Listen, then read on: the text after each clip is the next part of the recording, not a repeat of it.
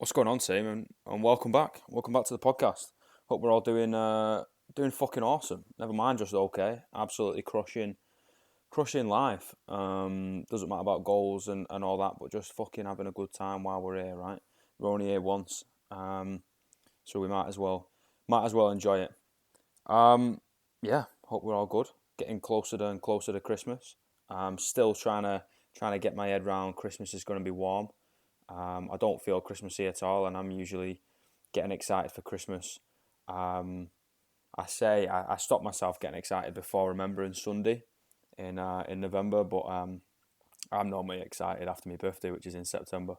I absolutely love Christmas. I get so buzzing for it. But over here, it's a little weird. It's too warm.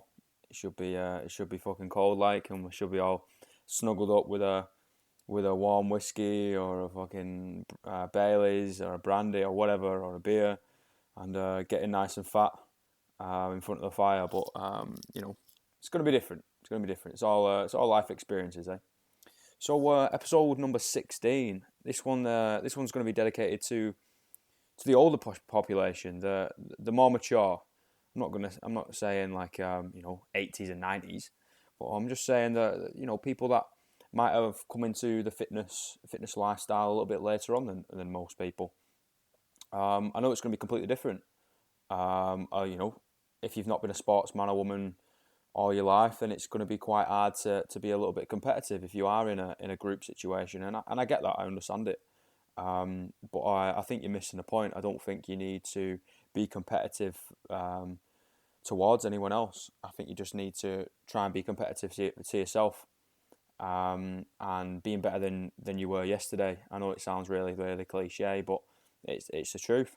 It's all about just seeing where your line is, seeing where it is at the moment, and being able to push it like a millimeter forward or a centimeter forward. And the next day you're going to push it again another centimeter forward, and the next day another centimeter forward, and etc. etc.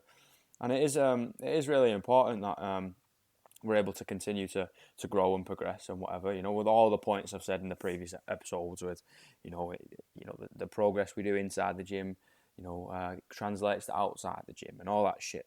But when you're getting a little older, like it is important, like especially with the weight bearing exercises and being able to move around, and it keeps your mobility. How many times have you seen a baby just drop down in a beautiful squat, and you're like, shit, like that's awesome. That's because that's how the human body is designed to move. It's designed to move pretty well. But by sitting down, by the restrictions, bad habits formed, whatever environmental factors that we experience it through life, that it stops us from doing that. Um, and it does decrease your mobility. So being able to move around and play tennis and fucking swim and go to the gym and put Zumba or weightlift or whatever, like it all improves that mobility side, and that can only ever be seen as to improve your standard of life and your standard of living. Obviously, you want to be able to pick your grandkids up if you are fortunate enough to have grandkids. That you want to be able to pick them up and play with them outside and chuck a rugby ball or play bat and ball with them or fucking rugby tackle them to the floor or whatever. Just wrestle. Like it's quite. I don't know. I think it'd be. Obviously, I'm no way near it. I don't even have kids of my own, never mind grandkids. But I think that is definitely a goal of mine. Like I don't want to be, so immobile and so broken or so stiff or so fat that I can't play with them. And that's definitely I've always wanted to do. Like even sort of growing up. After I stopped sport, I was like, right, well, I'm not necessarily working out for performance anymore. Like, yes, I do want to push myself, but at the end of the day, like, you still want to be able to pick up your kids and your grandkids. Maybe your great grandkids if you're around that long. So that is important. You develop those relationships, being able to do those activities, and I'm really really fond of the memories of me and dad, me and my dad, playing a bit of squash, being able to just hit the ball at a wall and just chill out and get a bit of frustration, a bit of stress out on a little bit of sport. And I wouldn't have been able to do that if my dad would have not kept himself in tip top shape and would have just sort of sat down and been proper lazy. And then obviously we've got the whole thing of like health related diseases diabetes, obesity, and osteoporosis is a big one, which is basically the softening of your bones from basically occurring from non-weight bearing exercise or no exercise in general, and that's a big one. Like we don't want to cause ourselves to be so brittle. I'm quite blunt and I'm quite brutal with some members really. I'm never gonna take the piss out of them or sort of break them down or anything. But I say to them, I'm like, I'm not making you a better CrossFit athlete. I'm not making you a better weightlifter. I'm not making you a better fucking gymnast or someone who just looks sexier when they take the clothes off. I'm making you a better human, and I'm technically making you harder to kill. I know it sounds really barbaric and quite like savage, but if we strip it all down, that's what we are. We are just these organic creatures that have evolved so much that we seek comfort, and that's true. Like obviously, we want to live a comfortable life in some places, and financially, definitely, it's everyone wants to live a comfortable life, but we're not going to be able to do that if we don't move, if we don't lift, if we don't play sport, if we don't move around in general, because your body will just deteriorate. If you don't use it, you're going to lose it. Like I'm pretty sure everyone has heard that saying before, and it couldn't be more true. If you don't use your body, you will end up losing it, and then whatever time down the line you might want to pick your grandkid up. Or this is a big one. Like most of the time, injuries that occur to members, to athletes, to people, is not in a gym. You get those freak accidents in the gym and shit happens, unfortunately. Or people are lifting incorrectly and going for load instead of working with form, and shit happens, and that's just unfortunate. But also, like most of the time it's outside the gym. You might have walked down the stairs and turned funny, and you've gone over on your knee, your ankle, or you hurt your back or whatever. You've gone to pick something up and you've not done it correctly because you've not been drilling that movement pattern in the gym. That's all we're doing. We're teaching our body how to move, but we weirdos like to do it for maximal load, and you don't have to do it for maximal load. Like you're just basically teaching your body how to move, and that's really, really important as you get to later on in life. Because the body might slow down a little bit, and you don't want to end up doing everyday situations, going shopping or whatever, and end up hurting yourself. Doing some serious damage. So at the end of the day, like you're just making your body a little bit more robust. You're making it harder to kill, harder to damage, and hopefully we can stay around a little bit more. Instead of just sort of getting to 40, 50, 60, 70 and the body's just saying nah, you can't do anything, and then what's the point, in my opinion? Like if we can't like move around and express ourselves physically, then what is this shell that we're in supposed to do? But that's getting into a quite a philosophical conversation, and I'm probably not the most qualified of individuals to talk about that. I'm just a bloke from Manchester. Anyway, going back to the more mature athletes, we'll say the masters of the gym. If you are just starting, I'd say start slowly. Just start slowly. Start off with twice a week. Twice a week, 3 times a week. That's all you need. You're not going to go in and try and kill yourself. You're not going to go in and try and compete with a bloody 21-year-old or an 18-year-old or a semi-pro or a professional athlete. It's just about going in, enjoying yourself for 1, staying like moving well for 2, staying healthy for 3, and last point is just to try and better yourself physically. Allow all the changes to occur and allow it to help out. Everyone goes through changes as we grow older. Like lads end up slowing down, their testosterone drops. Ladies, obviously, if you're going through the menopause, like that's a completely different thing that's going on. Like your body is going out of whack again, just like it did when you started puberty. Now it's going fucking completely all over the place. And I do believe that just a little bit of physical expression and that a little bit of secretion of those endorphins and the serotonin is going to help you out. You don't have to go in and try and PR your back squat or try and PR a deadlift and try and lift 250 kilos and compete in powerlifting or fucking want to be a professional swimmer, like, guys, it's okay. Just go in, move around, focus on your form, focus on your mobility, focus on your health, focus on your mental health as well. Allow it to just all move forwards and allow it to just improve your quality of life. Like, you don't live for the gym, you go to the gym to improve your living. And I think that's a really important point that people forget, and especially when people are intimidated to walk into the gym. The commercial gyms are intimidating enough, but a CrossFit gym that's fucking intimidating to walk into, or a weightlifting gym or a powerlifting gym. It's intimidating because people there usually know their stuff. They know what they're doing, and they're gonna throw around some stuff. They're gonna either snatch a clean and jerk. They're gonna go crazy on some double unders, or they're gonna be on some powerlifting. And it's probably going to be chalk everywhere, and someone's shouting at you, and there's a load of curse words thrown around, and it's quite an intimidating place. Everyone's fucking sweating out their eyeballs, and if that's your place, awesome. If not, you want to go to a nice, JD gym or a Sports Direct gym or a really relaxed gym that has a sauna and a bloody this and that, and you just want to do a little bit of movement beforehand and relax in the sauna, then guys, fucking do it. That's absolutely fine. Like, if you've gone from nothing to there, that's fine. You can't, with fitness, you can't go from zero to hero. Like, if I was completely sedentary, I wouldn't go in and start trying to train 5-6 times a week. Like, that's not going to happen. So you just need to relax, you need to take it slow, and just allow the body to adapt nice and slowly. Like, obviously, rest and recovery is going to be at a slower rate than lads in their peak testosterone, than ladies in their late teens, early 20s. Like, their recovery is going to be a lot more. They can get by with less sleep. They shouldn't, but they can get by with less sleep. And when you get a little bit older, you're going to need a little bit more sleep. I know you can probably get by everyday life without it, but if you are training, then your body needs that time to recover, and you need to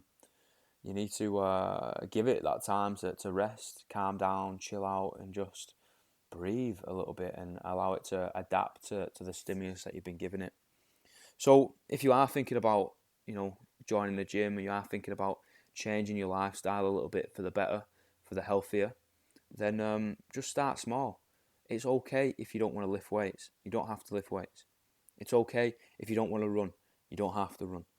It's okay if you don't want to go to a commercial gym or a powerlifting gym or a weightlifting gym or whatever, or a CrossFit gym. It doesn't matter. It's okay. Like, as long as you're doing a little bit, little and often, 2-3 times a week, 45 to an hour, literally just get in there, move around, do what you need to do, make sure you're doing it correctly, then it's okay. Everything is going to be on the rise. And then after some time, if you want to increase that volume, you can increase that volume. That's okay. But if you are one of those masters athletes, then just take your time with it. There's no need to rush. Like, I've seen it with the younger athletes when they jump in and they're like, yeah, bro, I want to train 6-7 times a week. I'm like, okay, cool. How much are you training right now? I don't. I'm like, right. That's it's a bit silly to jump straight in. Like, your body's just gonna think, whoa, hold on, hold the fucking phone, Michael. Like, what are you doing to me? Or, Harriet, what the fuck are you doing to me? Like, last night we were sat down on Netflix eating Skittles. Sat down on the couch watching Netflix eating Skittles, and tonight you want me to do a double session, one in the morning and one 3 hours later. Like, just calm down. Like, I think that's a lesson that can go to everyone. Just start off slow. We're looking for progressive overload, and if we reach our peak, if we overreach too soon, we're not going to be able to keep progressing. Like, if you think about it, if I was able to go in and bench press 50 kilos, okay, that was my maximum, and then I went in the next week and tried to bench press 60 kilos, and I could, I'm not going to keep increasing by 10 kilos each week. That's going to be an extra 520 kilos in a year. It's fucking ridiculous. That's not going to happen. That's not how the body works. You've got to be able to slow it down, slow progression. Like, just go back to the previous episode when I spoke about causing, I think it's hypertrophy or muscle growth. Like, we're all about progressive overload. So be able to do X amount of time, X amount of volume now, and next session we come around, we want to be able to do X plus one. So if we did, say for example, a volume of 20, doesn't matter about the units, but a volume of 20, and then the next session we want to be able to do a volume of 21, or sometimes, guys, we're going to do a volume of 20.5 or 20.1, and that's okay, it's still progression. Like, or if you move the same weight but at a quicker speed, or it felt better, or the position was better, then that's still a PR. That's still like improving, and that's still progressive overload. That's okay. You don't have to just, the numbers don't mean everything. You know, you might not PR your big lifts for a year or so, or a little bit longer, but you might PR your box jump. You might PR your lunges. You might PR like your mobility, like your range of motion through your joints, or you might PR your accessory movements, or you might feel better as a person, which is a fucking massive thing. Like, we all want to do so much in the gym, and I'm massively, massively guilty of this. And sometimes when the gym's not going too well, if I'm injured, I'm a little bit banged up or stressed, and things just aren't going too well within the gym. Sometimes I label myself as my head drops, my chin goes down, and I'm like, I'm a bit of a I don't want to say failure because that's a tough word, but I'm I'm a bit of a downer at the moment. And does it fucking matter, my performance in the gym? No, that's just me, and that's my own ego towards myself, not to other people, so I can flaunt it on other people's faces, saying I can do this and that, but mainly just so I can just feel a little bit better in myself. And that's the reason why we train, guys. That's the reason why most people will walk into the gym and kick their own ass, or allow a trainer or a coach or a buddy, gym buddy or a partner kick them in the ass. Like, that's the main reason, and people won't admit it, but I'm gonna say it. Like, people come to the gym for that mental benefit. Fucking feeling better about themselves, a little bit of stress release, helps them socialize, gives them a little bit more confidence. You name it, like, calms their anxiety down. Like, it doesn't matter, like, you name it, that's why they work out. And I think as coaches, this is just a little bit of a tangent for us coaches. If we're able to understand that, and we're a bit able to acknowledge that, and then read body language, like someone comes in and they're acting a little bit strange, don't single them out. Like, I'm a big one for fucking making jokes in classes and making someone smile, and that's all I want to do. I want to give them the best hour of their day so they can leave and they can be a little bit happier. But if you sense something ain't right, then don't give them a little sly comment to make a joke. That's just it's just fucking retarded. Like, we don't want to be able to do that. What